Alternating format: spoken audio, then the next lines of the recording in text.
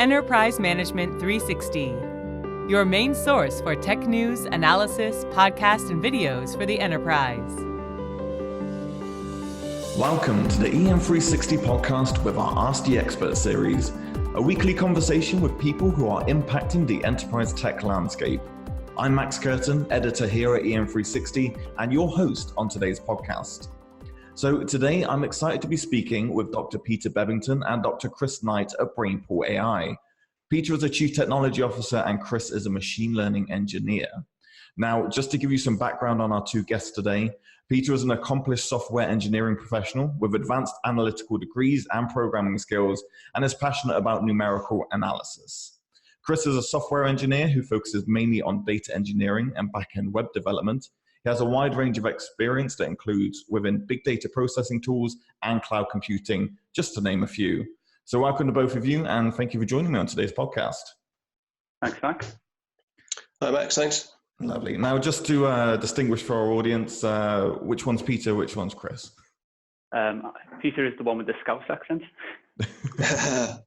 And Chris is the one who should have a Yorkshire accent. I don't know if it comes through. There we go. That'll make things easier.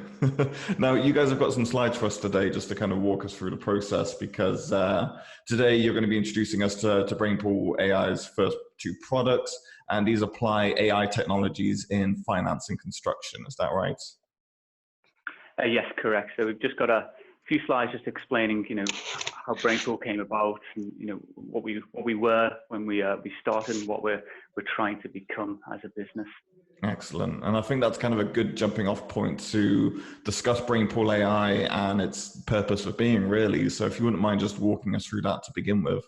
In essence, when we started this business around 2-3 years ago now, the founders were all sort of PhD researchers at UCL. And what we noticed, we were sort of surrounded by very talented researchers, all sort of in their silos of research, and also some who were very interested in maybe trying to find applications of that research in the real world, to use a cliche term. So we sort of put two and two together, and more or less from a friend and colleague network within university, I sort of built the initial network, which was around 40 data science and AI experts, and now we've grown it to over 350. So we have a very strict process in terms of who we let in the pool and who we work with, and they're sort of filtered out by having people who are academically excellent, but also have a certain number of years of commercial engagement.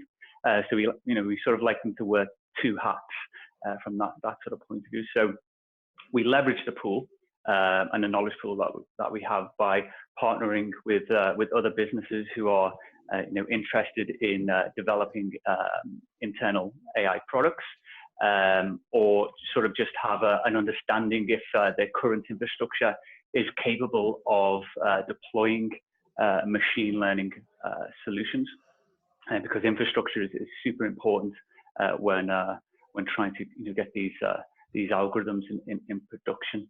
So we started as I guess you would say, a consultancy, but now we're sort of trying to evolve into a more product-focused business, and leveraging the knowledge that we have within the pool to find new and interesting ways to productize in the space, but then complement that with what we learn from sort of, I guess, our field research, if you will, of the clients and partners that we work with, to find the opportunities with the most value.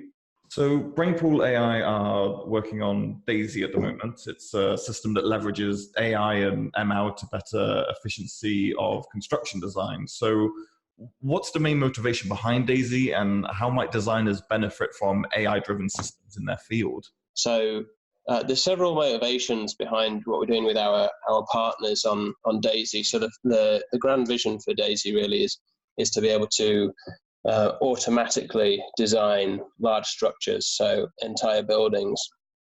So our partners that we're working with in the UK, who are one of the big players in the timber construction market in the UK. So their main focus is on designing floors and designing stairs.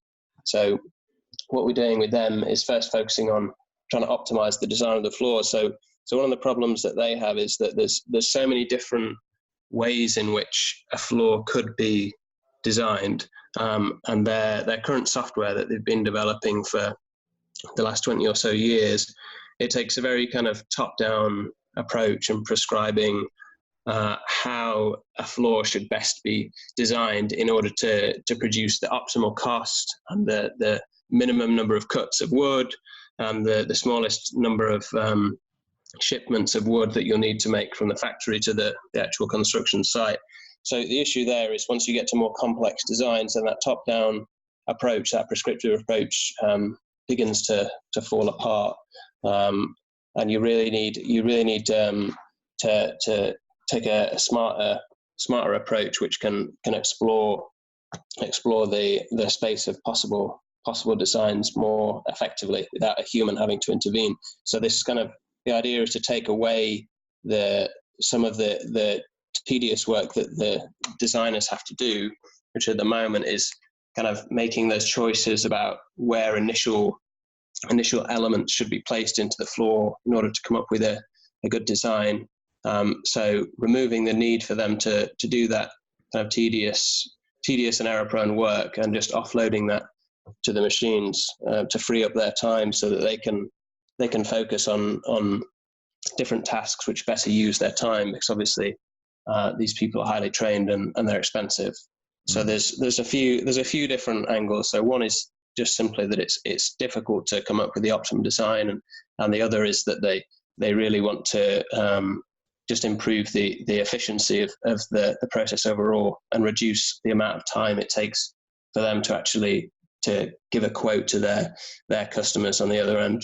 One thing I'm seeing in the slide here is obviously the workforce shortage and the growth of the industry in general. So with that in mind, with the shortage and everything that's kind of happening, AI tools are hoping to maybe free up time for other resources. Is that one way of looking at it?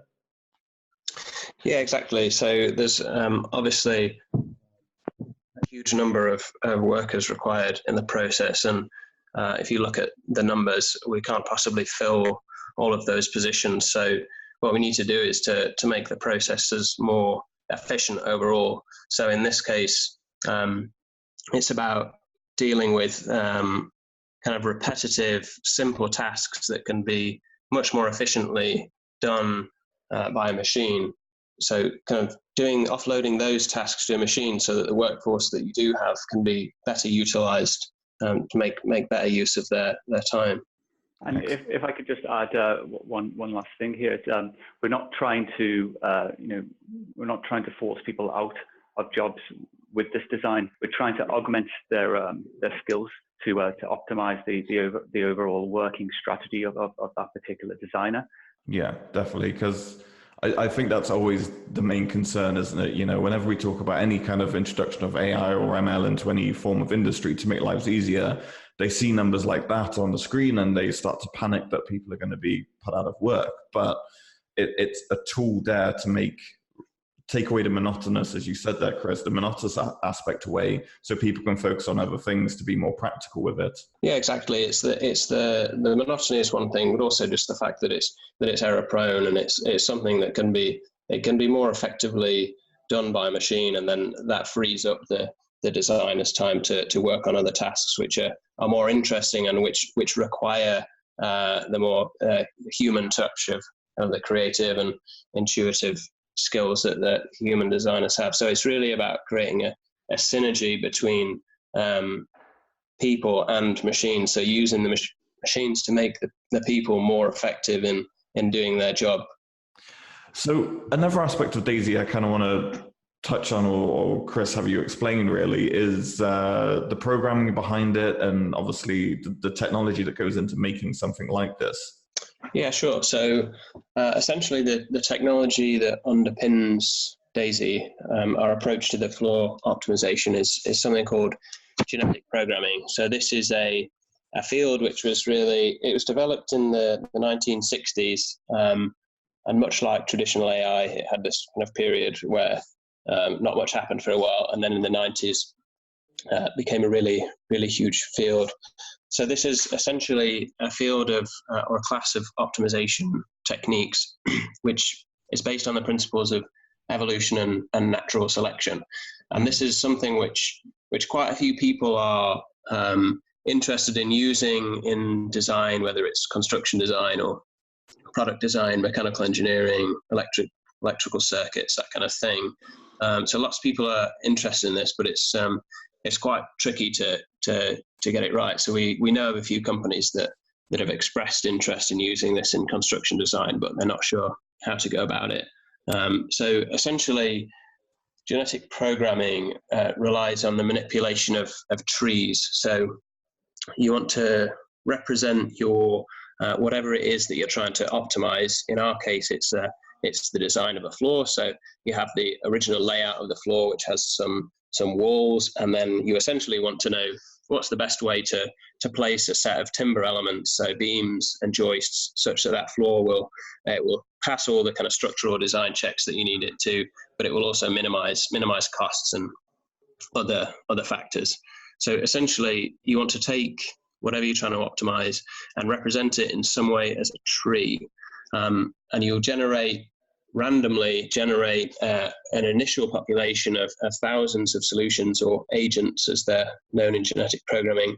And the way that you generate these is by taking some heuristics that you base on domain expertise. So in our case, our partners obviously have a lot of expertise in how to design floors well. So we take their knowledge and we encode that knowledge in a set of heuristics and constraints, which we placed on how to generate these designs. Then we generate a set of designs, and then we basically test them by running them through their software, which they've developed, which checks structural integrity, and it basically assesses the cost based on a number of factors. And then from those checks and the costs, we get a fitness value. So if you think about nature, you might have a black rabbit and an orange rabbit, and they're both tested by the environment, and it might be that the orange one sticks out more to predators, so it gets eaten, so it has a lower fitness value.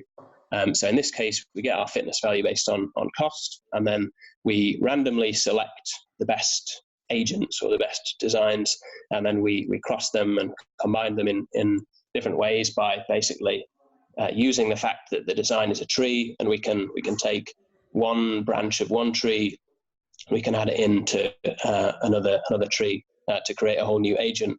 So then you get a new generation of children, and then you again go through the process of checking how well they do, getting their fitness, and you keep iterating until you eventually reach an optimum design. So this allows us to automate the process without the need of human expert to direct the initiation of the design, because we've encoded their expert knowledge into the generation of the initial population.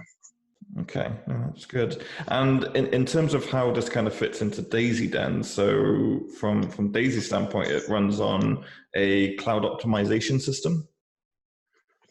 Yeah, so this will, as I mentioned, this will be our first product. So this will run in the cloud. So as Peter was just discussing, we're trying to use Kubernetes for everything, so that we can kind of be as far as we can be cloud agnostic. So essentially, the way that users would interact with Daisy, in this case the floor optimization tool, is that they would have a user account for a web application, which they would log on to, and then they'd be able to see a list of the jobs that they've submitted, and be able to create new jobs by uploading either an XML file, which would contain the details of the walls and all that kind of stuff, or they could upload just an architectural drawing, and then we'd use our visual recognition tool to extract the information, the structured information about the walls from the drawing. Then that would go into our distributed genetic programming system, which would be based on Docker containers, which run in Kubernetes. So the benefit of this is, and one of the great benefits of cloud in general, is that it's all pay per usage and completely scalable. So if we just have initially, we have just a handful of users that are just trialing the system, then we know that we don't need much compute resources, and as we get more users and we have more demand, the users are submitting more jobs, we can set our infrastructure to just scale elastically, so that as we have more demand, the number of compute instances that we're using as part of our cluster actually increases to meet that demand, and we pay incrementally more as we're getting more revenues from those new customers. All right, excellent. And I can see the main bullet point there is taking that lead time from weeks to hours. So that's obviously one of the main things that people will be looking at. Yeah, exactly. So this is one of the main issues for our partners, that they'll get a job from a client. So their client wants a quote. They give them an architectural drawing, and they say, okay, we want to build 10,000 of this kind of house. Can you tell us how much it's going to cost?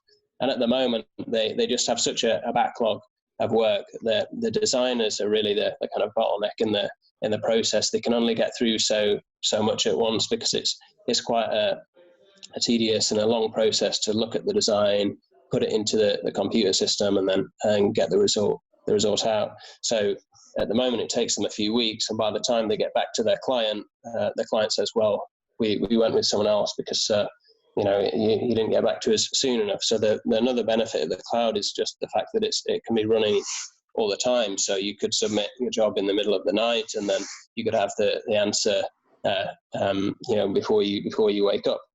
So hopefully it will dramatically reduce the lead time, and thereby allow our partners to win more work that way. Excellent. And I think that's what it boils down to at the end of the day for most people. So that makes sense. We're also here to talk about the other aspect of what Brainpool is working on at the moment, and that is Forstack. So Forstack is a stacking methodology that works to deliver the best possible prediction, accuracy, and sharpe ratio. So what can you tell us about this, and how is it applicable to financial markets? Well, I think before we, I guess, delve into what Forstack is, I think it'd be just nice to talk about the infrastructure that we're getting in place to be able to deploy something like Forstack and provide signals to clients who work within particular financial markets. And so we as engineers, we like to create things that are very reproducible, very general. Mm-hmm. So it just makes working in a team of engineers much easier to manage when things are done in a general way. And those same principles apply to the technology that we're trying to develop. And so underneath all of this Forstack product, we have an underlying technology that's driving it, and we've again built it in a general way. So it doesn't really matter, what type of problem that we're solving. The overall infrastructure will remain the same. So this is things like getting data from a data source. So we've built a microservice, which is in one of my previous slides, which sort of uses the industry standard of Kafka to get data from one source and then ingest it into your infrastructure. Mm. Then we have a whole bunch of preceding processes, which for machine learning to work, you have to have pre-processed data, i.e., the raw data has to be transformed and translated in such a way that it makes sense to the machine learning algorithm, if we can put it that way. So the way we sort of do that is leveraging the pool. So we use the research that our data scientists create. We allow them to make test deployments, and those test deployments are then they're tested on the environment in the infrastructure, and then we're able to then sort of make decisions on whether there is value in the types of algorithms that they're developing. And so this is all supported in a very general way too by using Kubernetes, which is a tech stack which was created by, or a platform that was created by Google, which allows one to create these infrastructures on any type of platform that they want. So any cloud provider, AWS, Google Cloud Platform, Azure, or even, which is quite important to the banking sector, you're able to integrate these, implement these infrastructures within on-prem servers. And so this is the way we've designed this this sort of workflow. And so what we've done then is the infrastructure remains the same, but the algorithms that we deploy in it, so particular use cases like Forstack, are then just inserted into the pipeline. Okay. And then that pipeline then sort of takes all of the data that we're using. So the initial time series that we're using for this are data that we've been able to sort of quite easily and cost effectively get hold of. So one being Forex, and the other one being BitMEX, which is a cryptocurrency exchange. And we're just using this as a means to validate the model. And so Forex is the biggest or most liquid financial market that we have, and I think it's around 5 trillion a day is traded on Forex markets. Just to sort of give the perspective of what this market is. And so obviously you have lots of different players within the market. So you've got institutions like large tier 1 investment banks who build their own in-house algorithms to sort of determine direction or market returns of particular Forex currency pairs. And then you've also got like prop traders, so some small players, and then also you've got hedge funds too who will obviously have positions within Forex markets. So what we've done is we've kept the infrastructure general, and then we've created this container, which is Forstack, which is the prediction algorithm, which is basically creating hundreds of signals, and those signals are then used to be aggregated together to create new signals, and then those signals are then used to create those aggregations are then used to create a signal which will determine to a good degree of accuracy which direction at any given tick market will be.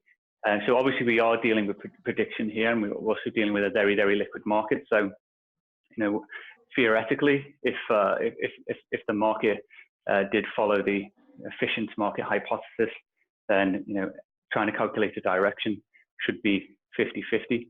So any signal that is above 50%, then is a signal that can be that we can trade in, and is an insight, and one that a particular execution algorithm can leverage, especially if it's a large market player like an investment bank. Excellent. Okay, so this will kind of come from then they would take this data and utilize it correctly for their kind of industry and how they can push forward with it.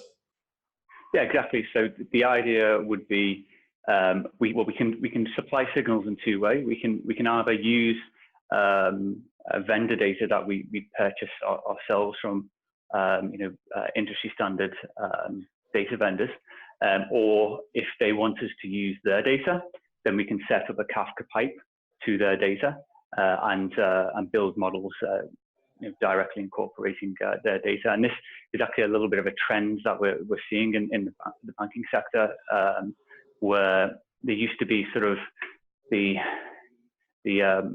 reluctance to use cloud for one reason or another. But I think banks are starting to realize that some of the data that they have, such as like Forex data, public data, so there's no sort of privacy and security concerns about those types of data sets.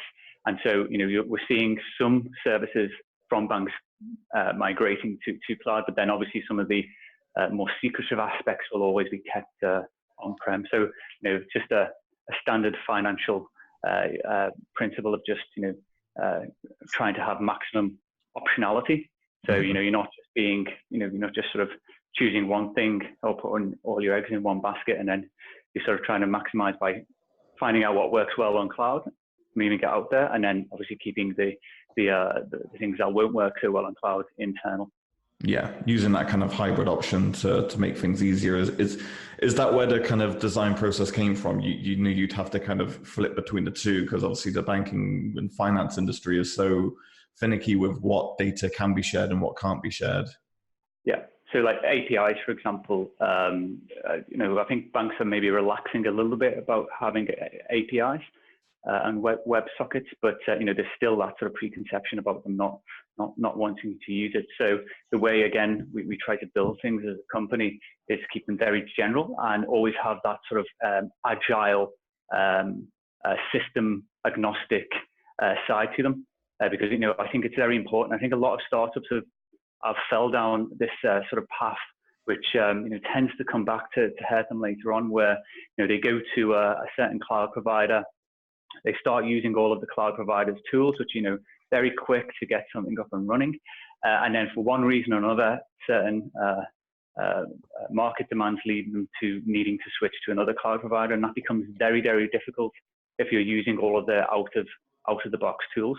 So things like Kubernetes allows one to have complete freedom. And I think as a technology company, if you want to be at the forefront of technology development, because it's all of this new tech is coming out so quick, and if you are not agile, you're waiting for AWS to add a new package where your competitors who have used Kubernetes, who have a more flexible way of creating machine learning pipelines, they can basically find the code or find the paper, turn it into a container, and then just deploy it onto a Kubernetes infrastructure, and it can be whatever platform it needs to be installed on. So again, going back to on-prem, it's quite important for some banks to have things to be installed on-prem.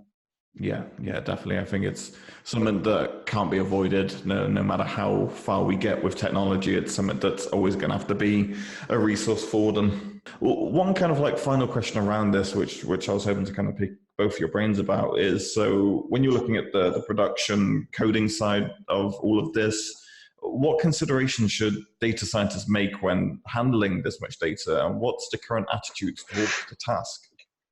So what we've noticed as a consultancy, working with many data scientists from all varying different backgrounds, and I think this may just be, a lot of these people have come from PhD research, where a lot of the time you're just working with your supervisor, and you've probably just inherited some code from one of the supervisor's previous students that he was working with, and there's not this sort of focus on working in teams. And so when it comes to the general sort of data science workflow, the way that they tend to write code, I'm not saying this is a generalization of all data scientists. So we've met many who are good at being very principled and very production focused in terms of the code that they create. But having having a data science, when the sort of process of doing it, data science is very sort of like a term which is not liked by data engineers or production engineers. It's scripty. So it's a piece of code that has a particular task, and the code may not be optimum. It's just basically they wanted to get from A to B, or they wanted to find a feature, or they're trying to find some correlation, and then they would then sort of bootstrap on top of that then the sort of machine learning part, and it's sort of not very reusable from an engineer's point of view. So and very difficult to read. And so we sort of encountered this very, very early on with working with data scientists, and it was actually quite a simple thing to fix, and all one has to do is just enforce certain standards and protocols in the development stage, and then that sort of fixes people and engineers to create code of a certain standard. So some of that will be sort of related around documentation, so how code is commented, and also how the sort of the readmes are created within a repository. So there's tools like GitHub and GitLab and Bitbucket, which manage the development and evolution of any code, and you can sort of strap onto that certain levels of testing, so how code is written, especially with something like Python, which is a very loosely typed language if you don't have any rules. And this is why you have these rules, like PEP8 is a really popular one, to ensure that when code is written, it's written in a certain way. And then you can strap on top of that continuous integration and continuous deployment pipelines, where you have sort of a review process where you have a team of people working together. You have the master repo, and then you have a branch which someone else has been developing from, and then they can do things like pull requests. Those pull requests will be automatically tested to show that they adhere to certain standards. And then as a team, you can actually review the code together to ensure that the team understands what's been done, and does that make sense to other parts of the project that other team members have been working on. So there's plenty of tools out there now to sort of alleviate a lot of these coding standard problems. And just adopting them has just improved the workflow dramatically. Yeah, no, definitely. Chris, do you have anything to kind of add on to that? Yeah, I mean, just to pick up on what Peter was saying about the kind of way that data scientists typically work. So obviously, I mean, Peter described it as scripty. I think one way to think about it is that data scientists, they're often working in a kind of exploratory setting where they get some data.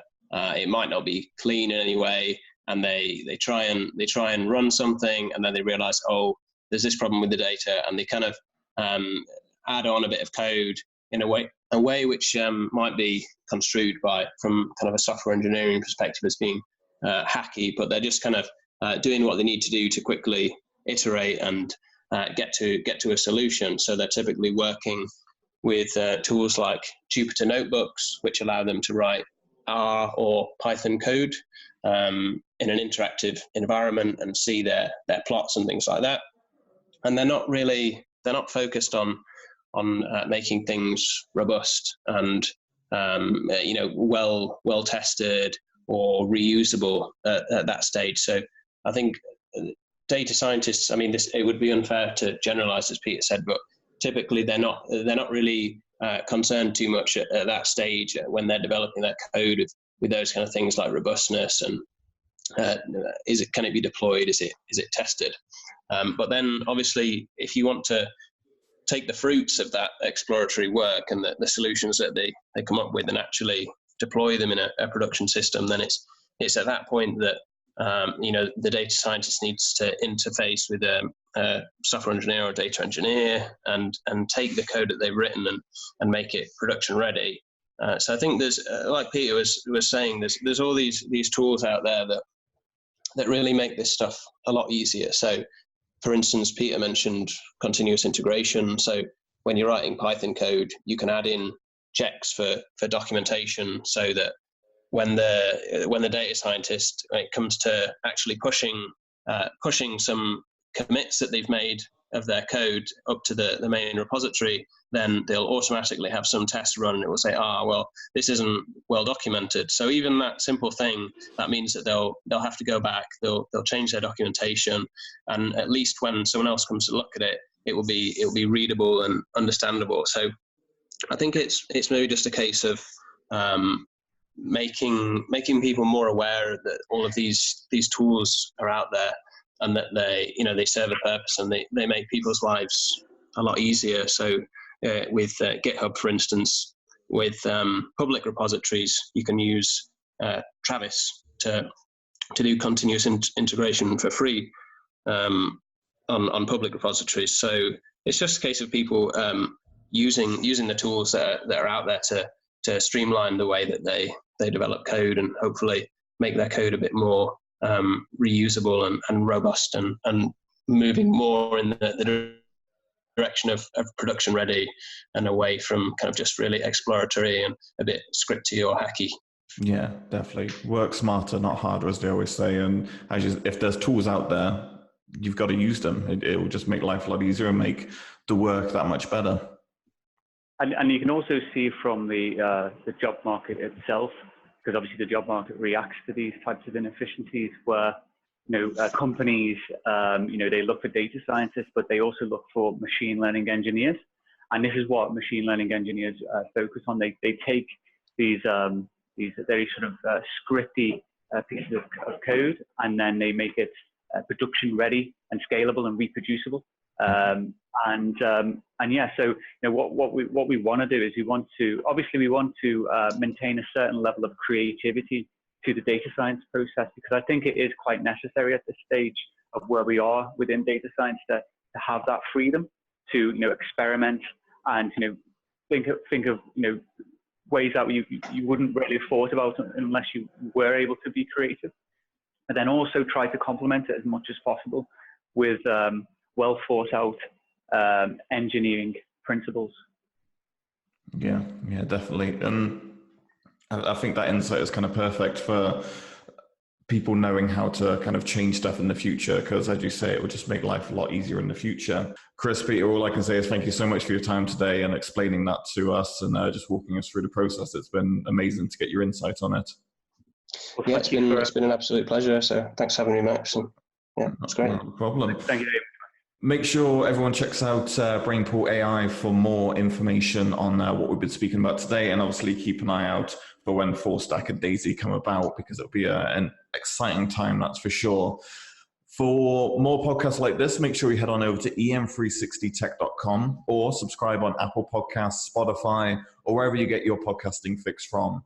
We'll be back next week with another Ask the Expert series. Thank you once again to Peter and Chris for joining us, and thank you all for listening. Until next time, goodbye.